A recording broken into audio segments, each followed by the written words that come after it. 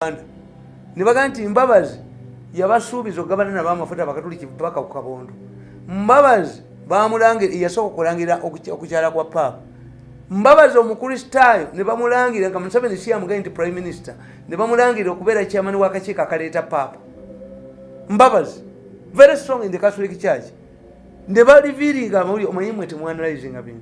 Bakugamba nti Archbishop Lwanga atawasa yakola kampuni ne muwala wa Mbabazi. Singa muwala wa Mbabazi yamegguza ekigambo nti omwana gwe nina Kerezi yali tegudde. You see, I am telling you the closeness. What does Bobby Wine have? But we have seen many governments minors abajja ne bafune throwing at the minors. Nga Bobby Wine wali. Bobby Wine afunye omukisa bwe guti. Anti kakano nakawandika dakanko kusubere. Bobby Wine. Aka Bobby Wine. Nakawandika ddi. Kuba bagamba nze mbiteeka muzi Katonda yamba omutwe. Nakawandika ddi. Wakati it was on Sunday 23rd July 2017. Si mwaka mulamba. Mwaka mulamba. Yankawandika. Nakugamba can Bobby Wine's victory spark a revolution in Uganda? Can it? Anti denkubuulira. First and foremost, revolutionary politics have four main principles. One, if you don't want a revolution, do not allow it to start because you will not stop it in the middle. A revolution must complete its cycle. Akabiriti bwe kakolera revolution bwe etandika eringa lubuto. So Bobo ntaina stopping right now. Ati tekyenkubuulya kiri kimu nti revolution bweba yatandise nga yatandise teyimira mu middle ekutwala butwazi. Is Bobo a revolutionist? Kyenkubuuza answer. Nenkugamba spontaneous revolutions are never planned. They can be sparked off by strikes, flames later spread to government sectors. In other words, they are called headless revolutions. Muyinza okweta kuli abantu bakera ku makya nga bazze batakisi bakana musajja mukulu kuleeta bbaasi okukakkana nga basaba era ekiseera ekisinga obungi tebaamu munene eyo revolution erina ekigireese nti kasooli waffe baganya omugula nti ebbeeyi y'amafuta erinnya eyo tebaamu teba na leader va kuzina omusimanyi abasomesa beedimye badokito yina boyogera nabo eyo revolution evudde ku kintu yo teba na leader ng'eyali mu France y'omugati era bankambwenye exactly nti neyayiya Giriton bamutta kubanga Giriton yalwawo okutta kabaka nze Giriton nkiina mu printing ekisala empapula. It was made during the French Revolution kusalako obulago kabaka ne bugana okutuka n'ekikola bamutta. It is a headless teba na gundi. Kyobula Museveni yali mugezi yakola protracted war gerira war abantu bagende balwane singa yali uprising mu kibuga ne bajja kusinga na italiiko abantu kasaba mera tigundi twamujjako katandika butandisi katono wa kiseka kubanga bamanya ntiro it's a wet changunyo bwekityo ekyawano kiri hard because ekyali mu Egypt mu Tunisia na walala nenkugamba nti the French Revolution is one of those that fall into this category. A headless revolutions are very bloody since they lack a clear leadership and an agreed program. Such a times are usually bloody, and you recall that a man who invented the Giriton was killed by his own machine. Kakati njagala nkubuulire Bobby Wine kiki ekimuleese ajidde ku misaala gy'abantu ajidde ku mafuta ajidde ku mbera y'omuntu wa wansi anti kiki mu revolution emuzadde etya nti abala bonna beekwese yazze bamuvunaana kibbano be bamwereetedde okumuvunaano nti buli gyagenda awangula nga bo bennyini be beereetedde ekizibu mukazi waabwe asula mu bbaala baga nti abasajja bamukwata tugambe ne bino bagamba no leading ebibinja ne bikwata abakazi Museveni amuteekako matugambuzi. Revolutions are brought by reformers. Reformers rise when the incumbent government delays in readjusting effective effective programs, starts underestimating leaders or resorts to buy violence. As the government is underestimating Bobby Wine. Ante bamumanyi bamuwayiriza byatalina. Bamuwayiriza byatalina maanyi naye bano abagala okubba Museveni mu byabavubuka buli omu yenna bakasolo bakoze documents ezigamba Museveni abawe ssente luya mutwala ekwabwe ku gundi because abantu bano bagezi kati Museveni bamubbira mu bavubuka buli kyovola bannakiwala bamututte emisinde kyovola bigiri yensonga lwaki bali mu kuleeta Bebe Cool ebyo nga Bebe Cool ate ayitawa kuba Bebe Cool ati Bebe Cool naye bamuleeta afune portion y'abavubuka anti okujjako ka Bebe Cool ate ajemedde Museveni lwafune abantu nti nena ajemye naye bano bekibalu bano abavubuka mwabateekamu omutima ogubagamba nti mumwe mubakolera kale mubateekemu nti mwe mubakolera pulezidenti n'agaba biliyoni 4 oba 5 ku bantu mitwalo na mitwalo ekutiya ya Mukene teyinza kujjuza kyalo ekyo tekiriiyo kuba baziridde kati nze mbalaba Museveni sente zagabidde abantu zitazakuzanya teri mu history gavumenti yali agabye sente nga ya Museveni n'ogamba nti abakubi b'amasimu ku leedi abadde balina n'ekibiina ne bazibba basagiriya baani balubakyoya. How can a party have a group of phone-in callers? Because if I deny you as a moderator ntojja kuyitamu toyitamu nti ekibiina kiyimiridde ku ki ku makubi b'amasimu a party in 32 years it must have call-in callers betumanya abali ba ssente abadde eno n'eno nga buli omu ategeera lubakyoya ayina emmotoka abo Darwiso bagulira emmotoka yes balina impact ki. A message must become from a credible institution. Mirundi has said, I have cultivated. Nainti lubakyoya nanyini sawuli yako simanye gundi nayate singamba bagano kuba amasimu wano bakola ki. Twalabye ofona Opondo yavuddeyo ate gundi nanenya media nagamba media eriko yena obuzibu. No media minisita waabwe takola toyinza kugamba nti TV ziteekako ebintu ebyo nga poliisi ekuba abantu ng'ekuba abantu for a whole week ebeko TV ebekoze musango no public relations manager a minister of information teekayo kalemire omwana ono amufuumulewo Museveni alime kwetegekesa ekibage in politics don't carry omwana amufuumulewo dde waabwe kamwenge ateekewo kulayijo oba ono yame anamemaani alabe if that is if the soldiers managed to defend okuba olubiri lwa Mumbere ono yeye kukumya ali kuziwa hoteli zazimami dembufe tujje tuogere wali wankubidde simu wano we have added you to our group nebuganti mwene mwenga timitweja mwe n'ogwange gusinga sijoyininga group jensinza magezi I prefer to work alone amwero na play the president yaisa abantu abamawuli sibayiba media nange ngende nze mutani wa mirundi sirinyayo emitweja bwenjikatta jonna bwenti ijabo bayita is Ofona Opondo doing his job.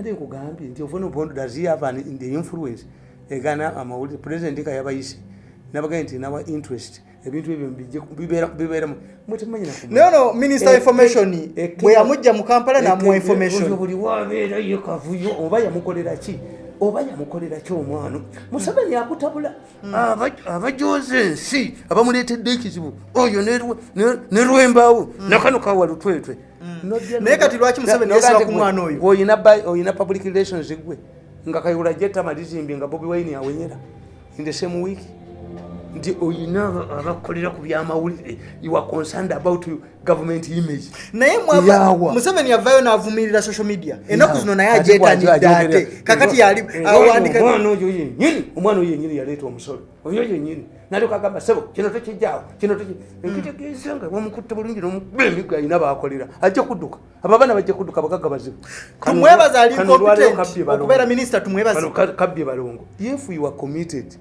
muyabeera n'abasajja bataasoma oba teyabeera n'abasajja bataasoma naye nga bali committed ku kozi yaabwe these ones are not committed these are opportunists abakuŋŋanyiza sente batasobola kuvayo abalowooza mbufe tujja kuboogere era ako kagulupu kaba abavoka kabadde kalowooza mbu nze mbajoyininge nga mbajoyininga ki what do I lose what do you have so political analysis kuki President Yoweri Kaguta Museveni yavayo n'atugamba tumwebaze yali emu ku nsonga lwaki yalemererwa okuwangula mu Kampala ate akyamwesibyeko lwaki nkugamba ekisinga obukulu revolutions are brought by reformers rise when the incumbent government delays in adjusting effective programs started revolution abakyusa government tuyina bana mu byobufuzi tuyina a reformer. What does Bobi Wine want to reform? He want to reform the situations of Ugandans. Namulabako taina. Tuina a liberator. What does he stand for? Tuina a second liberator and how Bessie has been trying to do. Nti ebyatutwala mu nsoko bitulemi. But where does Bobi Wine fall into the three? A reformer, a liberator, a second liberator. He's a reformer. Agenda yeriwa. Agenda yetu to reform the situations of Ugandans. Abavubuka tebalina mirimu. People power abavubuka tebalina mirimu. Nti bano bebachi mu creating. Abavubuka bali idle. Munsi kyo muri abavuka mu baweebwa emirimu. Gendo sima kataboka ha. Akubuli abavuka bakola sente. Mule government emeddwa teka nakugamba nti in Kenya, for example, a committee was set up by President Moi to decide the future of the country. The committee that included Mwai Kibaki, who had lost the vice presidency to Joseph Karanja, unanimously maintained a single-party state policy.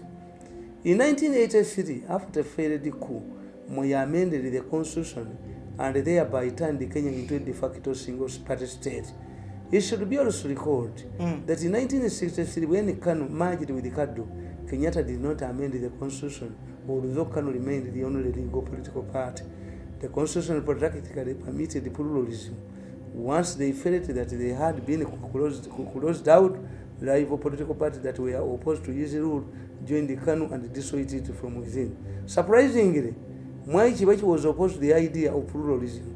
He coined a famous quote that compared KANU to a mahogany tree that could not be cut with a razor blade.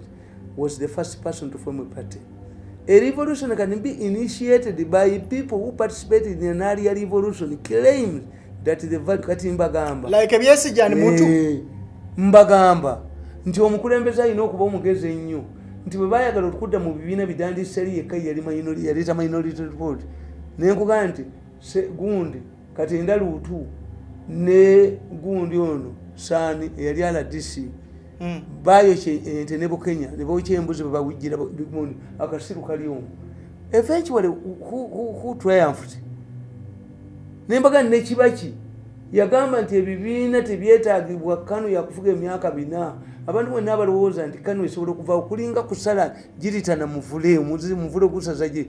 He was the first one to form a political party. Therefore, a president alina okumanya ye kennyini nti bano bannimba kye nabaga nti Nyerere yaddira omusajja we n'amufuula omulalu nadda mu Dar es Salaam ng'avuma Nyerere. Nyerere n'abaga banaye tukyuse nti ate tutya. N'ababuuza nti obanga omulalu obanga temwagala kukyusa lwaki omulalu asiiba nvuma mu Dar es Salaam mumuwulira.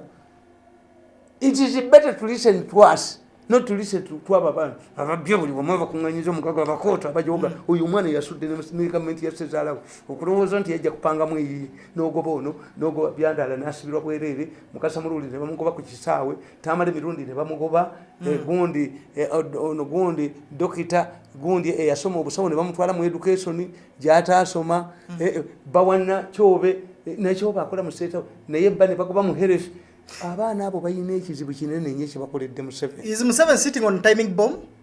Museveni atudde ku timing bomb right now? Abeere bonna akole cabinet abeere bano baddukeko abajoga abantu. Nakugamba nti a second liberator. This is what Dr. Kizza Besigye and General Muntu have always tried to argue out, claiming that the current NRM government deviated from its original values. The question before us is whether Bobi Wine's case fits in any of the above. Is he fit to be called a reformer? I think nobody knows what he stands for so far, apart from the usual political rhetoric. Second, has not emerged from any of the big parties to be marketed as the future leader. In absence of a strong political base, I think he can only make a few newspaper headlines. Thirdly, his supporters are vocal.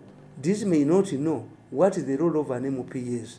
They can even drop him as a hot potato once he opts to work with the government. The Western elite, Abanyankole, cannot allow an emergence of a powerful politician outside their home turf. But we are not working for Westerners. I think about it to cheat a gradual socialization. Why do we have wars every time the government is removed? We don't give them a gradual socialization. Gradual socialization kitegeeza nti abantu ababadde mu buyinza mubawaako nabo ne batagenda lumunga gwe bajjeeko bulangiti. If why did we have a semblance of peace nga President Museveni alonze baba muze n'abawo bwa jeno Moses Ali jeno Mustafa disadvisor we why did we have a semblance chirunda chive idinda bandi abava mu West Nile why did we have peace which Nile bank front in Egwao? Because the Nubians when they fled tewali wo munubia sigala mu power kubalaga nti obuyinza bugenze abacholi bwe baddukana emisinde ani gwe basigaza tewali basiga orphanage abateso be bali basinga obungi mu special force wagira bakogwe special sagira bakogwe yes yali esinga mu bateso basajja bawanvu semwogere nagigoba yonna ne baleeta process okuva Soroti okutuuka wano Nakawa nga abakulya poliisi bonna bateso Odomero era ne Museveni but the moment kasaba agenda beerabirawo awo mwana wagundi wabeera kuba buli kabira ina federo yayo obula muti mwine kyemulumu kasitono munnamuntu kasale kakalubindi bwati nagenda wa Museveni abawa billioni 3 n'abameka yena azimba ebizimbe mu kibuga mumuwedde ni Katikiro nze siri mumwebyo Katikiro ebyemmengo tombalira mwakango okakuba ku mmeeza kange mukulu tamale tulabye abantu bangi nyonga ba Macron owa France aba imagines from no political party from nowhere ne bagende barudi political system si yakirwanire era Trump bamuleeta nga bamumanyi kubanga bo balina impeachment nti bolemu okukola nga bakujjako. If you look to Trump he was not a politician anywhere sagala ontegeere bubi nze nkimanyi nti Bobi Wine ayina abantu abamuwagira ate bali voko ate bakukuba kyovolaba teri kati avayo ku defendinga bya Museveni lwaji onoyitawo bakuba amayumba gaffe nitabana avaana omujuzona via noluisa via yogeri kati bebayina okwogera nze ntekayo obuyumba bwange bwe nezimbidde babakubi lwaki abantu bakyayenyo gavumenti okutuuka ku ekyo anti bano tebalina counter omulabe yamala dobba funako superiority faavali babogerera batujoga nga balowooza emmotoka n'omusaala bamwe mujja wano n'eri ajja gufuna nze am I funny to be moved from one sitting room to another nti y'omujozi n'atwala 5 billion babatwale they didn't know in fact nga batamanyi nga batalaba Bobi Wine nange bannemu okuntegeera ebimu ku bintu byewandika mu kitabo kyo The Invisible Hand is a invisible hand working in this anti kyenkubuulira nti bano bonna bayinza okukibala tebagamba temumanyi nti katukwata ono yayite mutumufuga oluvannyuma muyi yaleeta Ukulu Kenyatta afuge eggwanga bayipolokese abasajja bali ne bagamba ab'opposition nti nedda this is an extension of Moi naye Moi yafunamu nabo baleeta kiba kye yali tasobola musiba kiba kye yali vice president wa Moi for 9 years ekitegeeza itasobola musiba nenkugamba neither can Bobi Wine resign on Mengo because the leaders in Mengo are mercenaries who work for the mafia. Chidamwe cho the leaders in Mengo they are what? They are mercenaries who work for the mafia. I always compare Mengo leaders to a man who sees his friend sleeping with the different women and consoles himself by raping his own daughters. Mengo prefers to steal from all workers hunting dogs for the mafia rather than fighting for the leadership of the country. They do not hesitate to undermine an upcoming Muganda politician. As soon as Bobi Wine attracted big crowds, the media started relegating him to third-page stories. He no longer made headlines. This is what the mafia does in order to silence your audience to a limited space. Mengo, they are mafias. They are mercenaries working for mafias. Who are the mafias? Mengo yerwanyisa abaganda babavuddeyo. Yes. Anti mukabaka ateesa ne Museveni ffe tusiise no. Ebyange tebiyita Mengo. No. Ebyange byange. Mengo ine edwaliro. University basasulayo. Ina ambulances y'abantu mu byalo. Bano bakiwala bimaze bazimbi amasomero kwa sente mmeka. Abana okutusala tuli bakajjako. Ye kiwala bimaleja kufana nakajiko mu nyumba.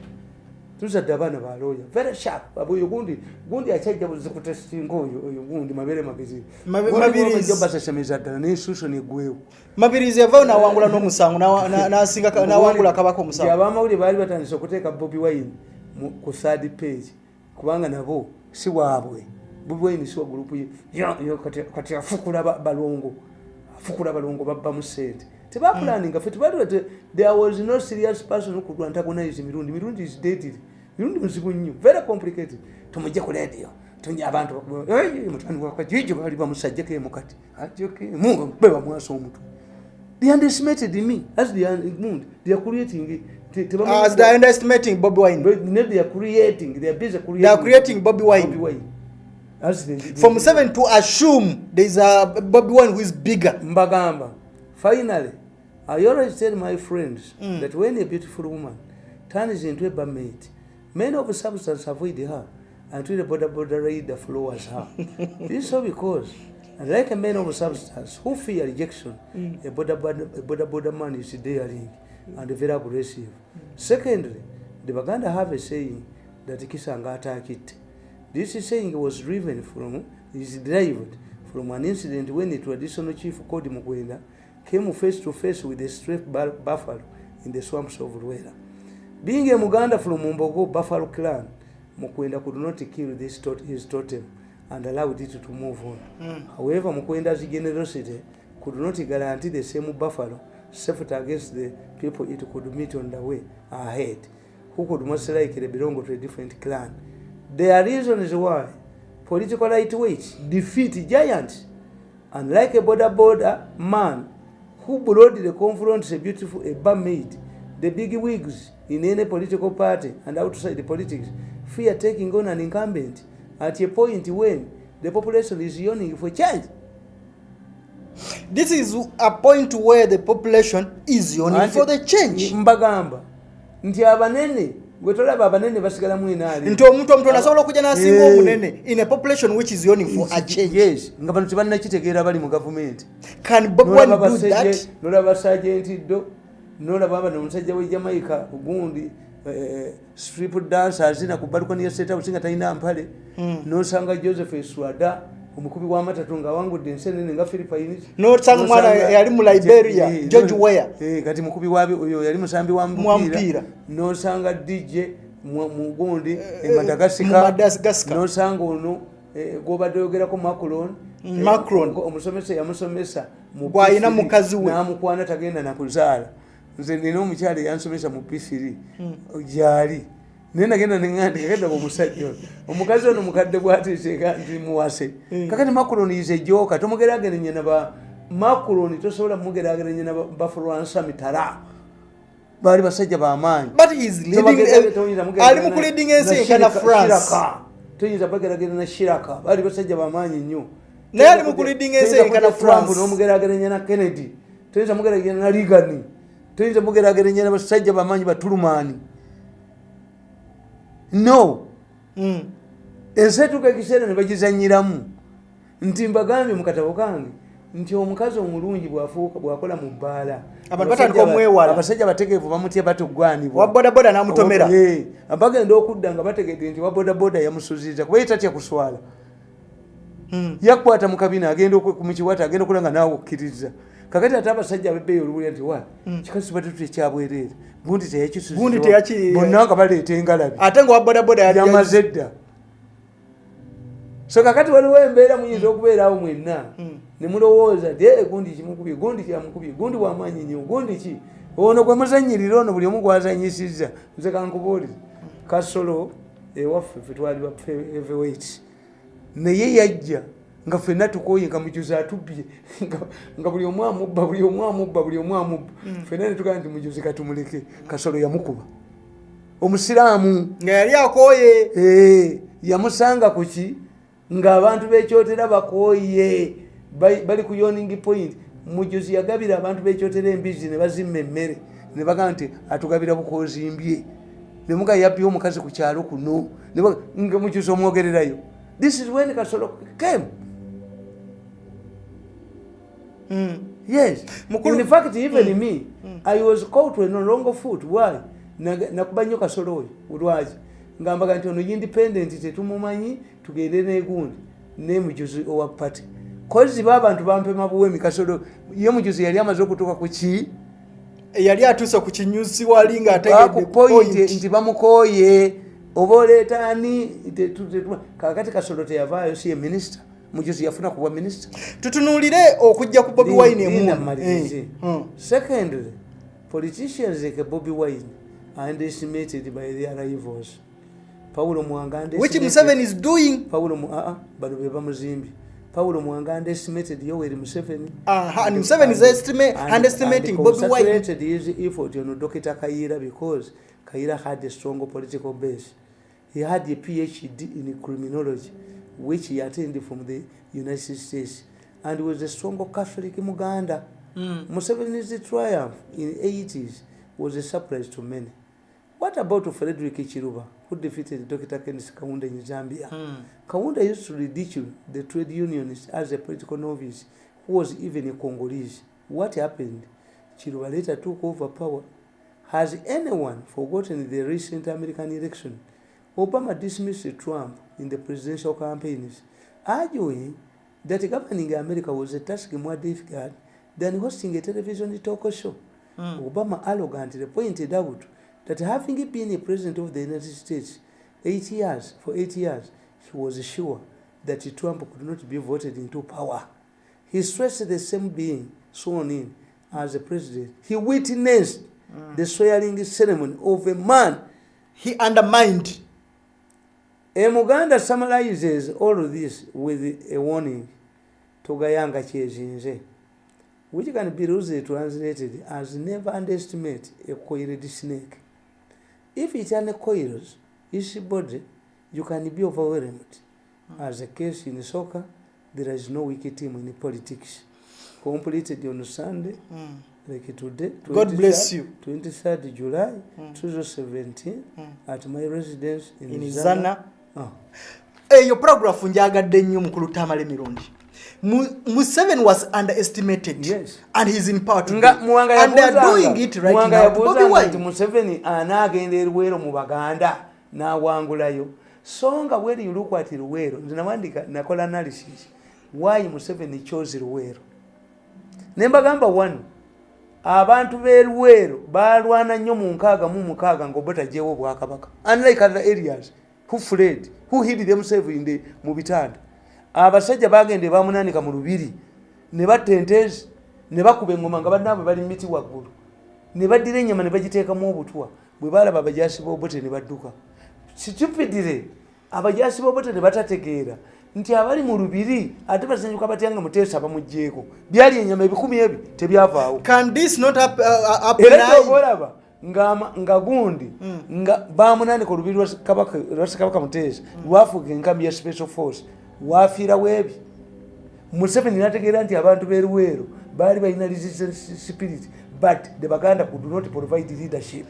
2, Eluwero Lukoola Ngoma mu Lukoola was sparsely populated nga balina ente era naye yazeewola oluvannyuma kubanga Obote baamugamba tukozese helicopter tukube ente abasajja batuwoche bwoche Obote n'agaana. Akatabo ko ka outline ze ka Kenneth Kaunda ne ka outline nga Fadile Museveni najja afuna omukisa nti bwe muyina kye mulwanira kyobula tosobola kukola abayekera Tanzania nti otandikire Mutukula Dar es Salaam nga yali mayiro 12 naye wano mu Uganda you think it is easy to overthrow the government n'obuyekera kuba kyali kibaddewo. Kakati today nze kyembagamba nti Museveni yalwanira mayiro 45 ng'amasanyalaze agalengera n'akwata triangle ng'akuba oluguudo lw'eggulu ne luyimirira n'akuba olw'Ejinja ne luyimirira n'akuba olw'Emityana ne luyimirira n'akuba Masaka n'ayimirira ng'ava mu triangle bweti.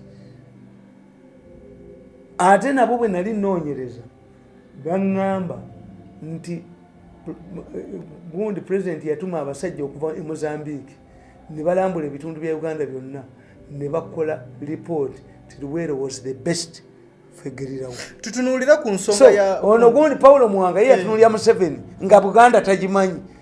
Paulo Muwanga yagenda ke Luwero n'abagamba nti Museveni mumugobe wano. Bwe muba mwagala okumanya olutalo kye lutegeeza mulete delegation njitwaleko e Masaka n'embalala mulabe ebibuga ebiri ku ttaka. They stuck on Museveni. How come nti abanyarwanda bangi abayingira NRA e Luweero? Because Luweero was a coffee producing area. Baali bapakasinga bazze kulima their children. All of the factors. Ekyokubiri ne mbagamba nti ebyo byonna nga mubiina naye mulabe omusajja gwe mwambala. Era mu katabo kange muno mbabuulira Bobi Wine namubuulira nti omusajja bw'oyambala ye wamutegedde. Nelson Mandela nabagamba nti Museveni ye tasoboka si mwangu siga ntasoboka nkugamba bino byonna wammanga naye naye nkugamba nti Museveni kyasooka okukolera banne yasooka n'agamba nti President Museveni said that many Ugandans did not have a vision for this country. Majority did not understand what he meant. Many of those who criticized his statement took vision to mean capacity, wisdom, or intelligence. That a vision means a dream. No. A vision is a dream whose fruits would materialize in a period of not less than 25 years. Yagenda Mozambique mu nkwaga mu mwenda. N'omuganti yagenda musoko kubba bululu. Ani yamubulira nti mukinana bali bobululu. Yali yalabye ko kusemogerera. N'agenda n'ayingira mu abo abasajja b'Obote. N'agenda mu president's office ng'omulimu gwe kusomera Obote mawulire naganalize.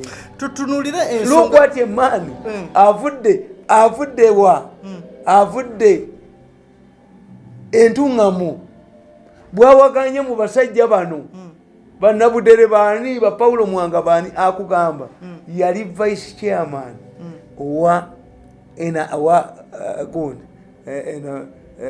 security committee ya UN Affairs Commission, military commission. Naye natulanga ne Muwanga ngawunye ebigere. Nakugamba nti bamukwatira ku gundi ekawembe. Vice president w'eggwanga alina folona Sakasambu yali abasinze obungi. Ne yatula ne mukazi we ku mmotoka bwati n'alira kisinga. Nagala baba no kyebakola. Naga nti olutalo ekinana bwe lwaggu manye okulonda. Nakula n'omusenyu n'engutwala ewaffe nguyiweeko nga njagala balimba tingenda kuzimba ko zintegeka byange. Kumba amanyi tino. Katonda yawa Museveni omukisa nti alengera fa alina omukisa oguluwalinga omuntu out of his an enemy okumujja mu agruminze yoko omuntu ali bwatyo omu yaŋŋambye nti baali bakola ebyo ebyefujjo ebyo babitegeka eti akalubwe kagwa biki mbabazi n'abasindikira message n'abagamba omusajja oyo mbadde naye naye bw'oba oyagala Museveni akumalewo ng'oyagala Museveni akumalewo within a very short time involved in violence kubanga Bannayuganda because he came into violence anti amumanyi nti Bannayuganda teri kitundu kikyayagala kukirwanira mu lutalo lwaki Luweero yafuna ki singa Luweero bamukola n'abeera matiribo nange ebintu byonna bizzeewo it would encourage other people to offer their areas fegerirawo it would be profited. Tutunura ensonga endala tetulina ffe kye tufuna mu gavumenti nti abaana oyo omuvubuka omujonzi yali alowooza yali tamanyi nti nina n'emmotoka ezimezeemu omuddo bajja mulakira agende wenigoliyoki mitwale kinana oyina n'emmotoka nyingi ate nga tovuga motoka gwe tomanyi na kuvuga motoka so many abaana abo baali tebamanyi gwe bazannya naye nti alina ssente ate nina eggume kuba I've seen so many governments going and coming nategeera nti omwana ono tayinza kujjako gavumenti naye ajja kuwikeninga gavumenti ya ssezaalawe kuba buli muntu yenna amukubye buli omwamukubye buli omwamujoze buli omwakola this is where the point they are. Watyanga muwala wa Museveni yamulaga weakness nti no taata ali weekend here taata alina weakness naye gwe nabagamba nawandika akatabo kange nti omukulu embaawo ng'asaanyawo obwakabaka bwa Musanje mwezi ndi muzibu nnyo nembaga nti waaliwo obwakabaka nga babuyita bwewugenya nti okujja mu Uganda nabaga nti wugenya naye waaliyo kabaka nga bamuyita Musanje n'aleeta mukoddomi we wakamuli yafumbirwa muwala we Lwembaawo n'ajooga ensi yonna Lwembaawo yajooga ensi amanya nga wajjanga gali n'oleeta wano ojaze nga nazaala we Jaliya amulowoozesa nti asobola okusikira obwakabaka ate nga simulangira. Yes. Toyina be wali otegeeza kakati eggwanga edda lyagala okulumba oba ugatanza lyali lyagala okulumba ugenya Musanja abayita basajja be ba mirundi bamanyi abamaanyi bamugate tugenda kulwana omwana Lwemba watu jose nnyo Lwemba wajoza abantu Musanje kye yakola mwi waliwo akasajja nga bakayita Mirandira kagenda nga kamuyimba mu nnyimba Lwembawo musajja muwanvu nze ndigenda nende kuyange Lwembawo ajoganya abantu nze ndigenda nende kuyange Lwembawo ayagala nnyo sente nze ndigenda nende kuyange Lwembawo akasajja kabeera kamuyimba naye Musanje kye yakola okukakkanya yawanika Lwembawo kukala basajja be ne balyoka bakwate mundu ogenda okulwana. I wrote this book long time ago. Are we seeing another Lwembawo? I don't know. Niyenze Lwembawo na vision wajijjawo wandika akataba. Na teri mukulembeza asula government ye. Tewali mukulembeza asigaza power nga family ye gazi. Tekiriyo. Because family yako mugazi wanabagala power be okomo kunjo okuba banji. Ne impact yabwe ku society especially in small country like ours. Kuba mmwe society mwe family bwegaziwa mudda muliyo estate. Family bwegaziwa ne mudda mubiro gula kasoli kukola ki ne mukompitinga n'abantu. Abantu ba local. Yeah, ba local. Go to liyo estate. Abantu babuuza si kuleta basi kujawo ba taxi 10 no bwereta speya keda okole duka eri amanye nnyo abantu bagenti wa speya nga naye mutakiranga kyalowoleza mu basi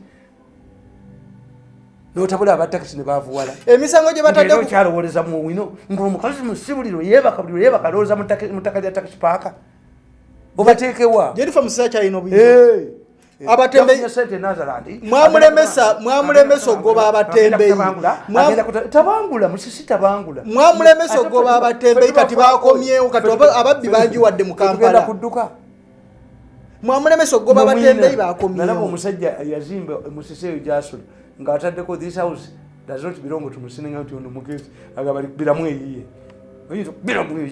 kubanga kiri bye gyali anti mwamulemesa ogoba abatembeyi bakomyewo kati ndowooza olaba obubbi mu Kampala abo abaana mubalaba nabagamba nti Omuganda ataasoma nga ayina emyaka 18 tatya kufa era be bakyankalanya ekibuga esasi berivuga akabinja ne kafawana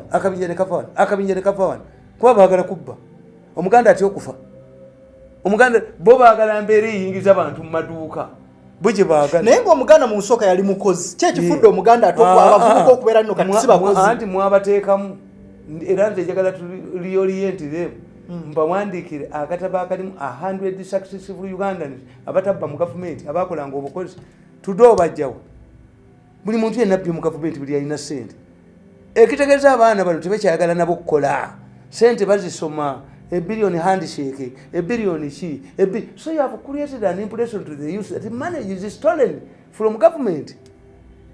Temuchabateekamu mutima gukola ndi mukuwaganira minister muwaganira yensonga lwaki Jennifer Musajja ali abagoba mu kibuga bagende bakole bagende nabagamba ndi mu bibuga ebyakulakula nedda tuyina ne kitu ya Butu market ne suit 15 ate sigaba kakati nyizo kujja mwezi kadi obezi wedde ku mulembe kati tuambala kapipa eda twazita Musajja yakusaba suiti y'embaga n'ogimumma kakati ojja ne suiti zo mu Butu ya motoka oli n'aleeta kigundi we Rolex we n'amufumbira wali enguudo ezimu zisibwa mu Europe kati tuyina kye tuyita Chinese cities where people can't buy Chinese things Washington twabirabanga wa jebiri you help your people abavu neto kanti mbawa sente even in the highly developed countries welfare societies gundi yajja Obama yasanga makampuni gonakagadde mu America what did he do yagamba